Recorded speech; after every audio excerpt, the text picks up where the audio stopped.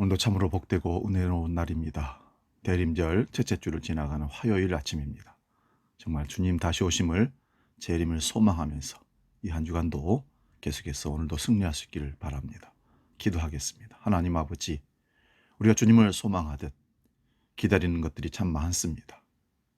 세상 것을 아무리 기다리고 그것이 온다 할지라도 우리 마음에 완전한 기다림을 완성하는 것은 이 세상에 존재할 수 없습니다. 오직 우리가 그 기다림을 끝을 낼 수 있는 마지막 기다림은 예수 그리스도가 이 땅에 재림하여 오시는 겁니다. 우리가 천국에 들어가는 것입니다. 그렇게 사모하고 기다렸던 주님을 만나고 하나님과 함께 영원히 사는 것입니다. 이것이 천국을 소망하는 하늘의 시민권이 있는 우리들의 그리스도인들의 본분일 줄로 믿습니다. 이것을 향하여 날마다 달려가는 우리 인생이 되게 하시고, 잠시 잠깐 왔다 가는 이 세상 것 때문에 울고 웃는 일이 우리의 주된 목적이 되지 않도록 오늘도 선하게 우리를 인도하여 주시옵소서. 우리가 저 본향을 바라보며 한 걸음 한 걸음 뚜벅뚜벅 걸어갈 때 주님 우리와 동행하시며 세상 것 때문에 슬퍼하거나 낭망하지 않도록 우리를 이끄실 줄로 믿습니다. 이제 사도신경으로 신앙 고백합니다. 나는 전능하신 아버지 하나님, 천지의 창조주를 믿습니다. 나는 그의 유일하신 아들, 우리 주 예수 그리스도를 믿습니다. 그는 성령으로 잉태되어 동정녀 마리아에게서 나시고 본디오 빌라도에게 고난을 받아 십자가에 못 박혀 죽으시고 장사된 지 사흘 만에 죽은 자 가운데서 다시 살아나셨으며 하늘에 오르시어 전능하신 아버지 하나님 우편에 앉아 계시다가 거기로부터 살아있는 자와 죽은 자를 심판하러 오십니다. 나는 성령을 믿으며 거룩한 공교회와 성도의 교제와 죄를 용서받는 것과 몸의 부활과 영생을 믿습니다. 아멘. 오늘 우리에게 주시는 하나님의 말씀은 구약성경 시편 18편 24절에서 26절 말씀 봅니다. 구약 814면에 있습니다. 이 말씀 봉독할 때에 살아계신 하나님의 음성을 들을 수 있기를 바랍니다. 시편 18편 24절에서 26절입니다. 봉독합니다. 그러므로 여호와께서 내 의를 따라 갚으시되 그의 목전에서 내 손이 깨끗한 만큼 내게 갚으셨도다. 자비로운 자에게는 주의 자비로우심을 나타내시며 완전한 자에게는 주의 완전하심을 보이시며 깨끗한 자에게는 주의 깨끗하심을 보이시며 사악한 자에게는 주의 거스르심을 보이시리니. 아멘. 이 말씀으로 갚으시는 하나님, 이런 제목으로 말씀을 상고하고 은혜를 나눕니다. 예수님은 마태복음 16장 27절에서 말씀하시기를 하나님께서 마지막 날에 각 사람이 행한 대로 갚으시리라 하셨고, 물론 이 말씀은 심판을 얘기하는 것입니다. 사도 바울은 복음을 전하면서 로마서 2장 6절에서 하나님을 각 사람에게 행한 대로 보응하시는 분이라고 소개합니다. 그리고 오늘 본문에서 시인은 여호와 하나님께서 인간의 의를 갚아주시고 인간의 손이 깨끗한 만큼 갚아주시는 분이라고 소개하고 있습니다. 그러면서 다음으로 시편 기자는 하나님은 자비로운 자에게는 주의 자비로우심을 나타내신 분이라고 계속 노래합니다. 그렇습니다. 하나님은 마땅히 받을 만한 자에게 자비를 베푸시는 분이십니다. 출애굽기 33장 19절에 나는 은혜 베풀 자에게 은혜를 베풀고 긍휼히 여길 자에게 긍휼을 베푸느니라 하나님이 선언하십니다. 이것을 역으로 설명한다면 만일 나에게 긍휼이 없다면, 남을 불쌍히 여기고 도와주는 그런 마음이 없다면 주의 긍휼하심은 나타나지 않는다는 얘기가 됩니다. 만일 내가 누군가를 긍휼히 여기며 살아가지 않는다면 하나님의 야고보서 2장 13절에서 긍휼을 행하지 아니하는 자에게는 긍휼 없는 심판을 주시는 분으로 소개하고 있습니다.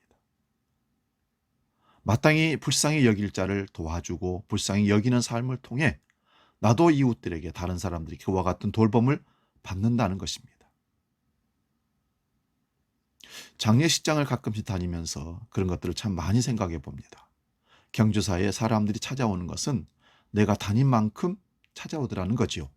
물론 이게 꼭 좋은 것은 아닙니다만은 그렇게 남을 위로하고 격려하고 불쌍히 여기는 그런 삶으로 실천되지 아니하면 장례식장이나 여러 가지 경조 사이에서 사람들이 나를 위로하고 찾아오는 사람들이 적더라, 그런 얘기입니다. 내가 가주면 그 사람이 오겠지. 내가 주는데 그 사람은 줄 수 없을 거야. 그래서 애경사에 참석을 안 하거나 이웃을 격려하는, 위로하는 그런 일들을 안 하는 분들이 계시더라고요. 지난주에 우리 교회에도 장례가 있었습니다. 자녀들이 있었지만 자녀들과 상관없이 혼자 사는 독거노인이었습니다. 밤새 화장실에서 쓰러져서 결국은 별세하셨습니다. 교회에 혼자 나오신 분이었습니다. 자녀들 우리가 아는 것도 아니고. 그런데 위로하고 격려하는데 사람들이 마음을 합하는 우리 집사님들, 권사님들을 보면서 참 정이 있고 따뜻하신 분들이구나. 궁일의 마음을 아시는 분들이구나. 마음이 참 뿌듯했습니다. 시편 기자는 또다시 유사한 내용을 언급하고 있습니다.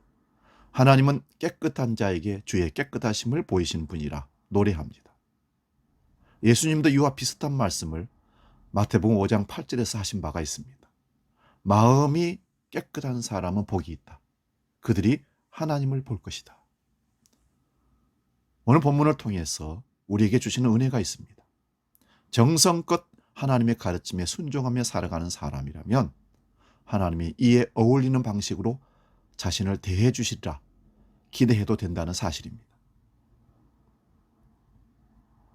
어려운 말로 이를 하나님과 인간 사이의 상호성이라고 말할 수 있습니다. 바꿔 말씀드리면 제 멋대로 함부로 살면서 하나님의 공의를 기대해서는 안 된다는 말이기도 합니다. 행한 대로 보응하시는 하나님을 기억하시고 자비와 긍휼을 실천하며 깨끗하게 살아가는 성도가 되어야 한다는 것입니다. 그렇다고 의도적으로 행하자는 그런 말은 아닙니다. 스스로 마음으로부터 우러나오는 실천이 전제되어야 합니다. 하나님은 각 사람이 행한 대로 갚으시는 분이라고 마태복음 16장 27절에, 각 사람에게 행한 대로 보응하시는 분이라고 로마서 2장 6절에, 오늘 본문에서는 시인의 여호와 하나님은 인간의 의를 갚아주시고 인간의 손이 깨끗한 만큼 갚아주시는 분이라고 묘사합니다. 시편 기자는 또다시 유사한 내용을 또 언급합니다. 하나님은 깨끗한 자에게 주의 깨끗하심을 보이신 분이라고 노래합니다. 이 세상 살아갈 때 대접받고 대우받을 행위를 하라는 말씀입니다. 귀한 분을 만나러 갈 때 그 자리에 가기 위해서 꾸미듯이 하나님을 예배하는데도 친구를 만나는데도 준비하고 나가라는 말도 여기에 해당될 수 있는 말입니다. 내가 내 아내를 왕비처럼 여기며 내 아내가 남편된 나를 왕으로 섬긴다는 그런 말도 있습니다. 내가 무시하는데 어떻게 내가 사람들에게 존경받는 사람이 되겠습니까? 직이 작고 부자 끝없는 사람도 존경해주고 위해주고 섬겨줄 때 다른 사람들도 나를 동일하게 섬겨준다는 그런 뜻입니다. 내가 베푼 바대로, 내가 뿌린 대로 거두는 것이 하나님의 말씀이고 이것이 세상 살아가는 질서입니다. 내가 먼저 섬겨주는 것, 내가 먼저 대접하는 것, 이것이 하나님의 말씀입니다. 마태복음 7장 12절 우리가 황금 누리라고 그러지 않습니까?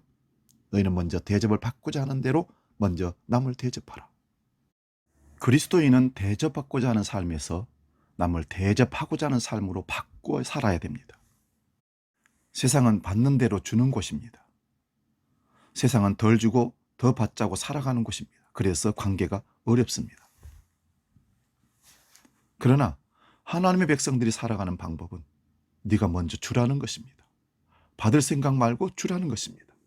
중심의 변화, 내적인 변화 때문에 일어나는 관계의 변화입니다. 이것이 이 땅의 교회가 존재하는 이유입니다. 대표적인 것이 예수님 당시에 노예와 주인이 함께 예배를 드린다는 것입니다. 인격이 없고 사고 파는 대상인 노예를 주인과 대등하다는 생각이 나오게 하는 그런 곳이 교회였다는 것입니다. 전도는 사랑하는 일입니다. 구원이란 하나님이 자격 없는 우리를 먼저 대접한 사건이 구원입니다. 원수를 사랑하는 방법이나 우리가 심판을 받게 되는 기준을 마태복음 25장 40절에서 이렇게 말씀합니다. 지극히 작은 자에게 하는 것이 나에게 하는 것이라. 그런데 오늘날 우리 그리스도인들이 말은 않지만 세상과 똑같은 기준으로 살아가는 사람들을 많이 대하고 볼 수 있습니다. 그래서 바울 사도는 갈라디아에서 직업, 성별, 국적이나 아무것도 그것이 차별의 근거가 되어서는 안 된다고 말합니다. 갈라디아서 3장 28절입니다. 너희는 유대인이나 헬라인이나 종이나 자주자나 남자나 여자나 다 그리스도 예수 안에서 하나이니라. 남을 배려하는 것이 습관이 되고 삶의 방식이 되었을 때 이것이 교회가 세상을 바꾸는 방법이고 존재하는 이유입니다. 내가 대접받은 대로 대접하는 것은 세상도 너무 잘합니다. 그러나 내가 대접받고 싶은 대로 남에게 먼저 대접하는 삶, 이것이 진정한 그리스도인의 삶의 방식입니다. 받지 못해도 괜찮습니다. 주는 자의 삶입니다. 복음 찬양 중에 나는 오늘이라는 찬양이 있습니다. 가사가 이렇게 되어 있습니다. 내가 먼저 손 내밀지 못하고, 내가 먼저 용서하지 못하고, 내가 먼저 웃음 주지 못하고 이렇게 머뭇거리고 있네. 그가 먼저 손 내밀길 원했고, 그가 먼저 용서하길 원했고, 그가 먼저 웃음 주길 원했네. 나는 어찌 된 사람인가? 오 강귀한 나의 입술이여, 나의 더러운 마음이여. 이 찬양을 우리 함께 나누겠습니다.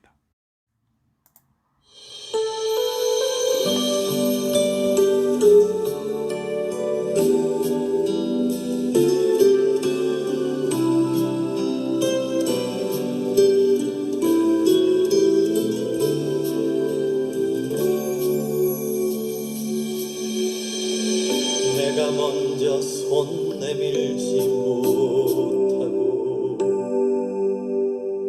내가 먼저 용서하지 못하고, 내가 먼저 웃음 주지 못하고 이렇게 머뭇거리고 있네. 그가 먼저 손 내밀기 원했고, 그가 먼저 용서하길 원했고, 그가 먼저 웃음 주길 원했네. 나는 어찌 된 사람인가?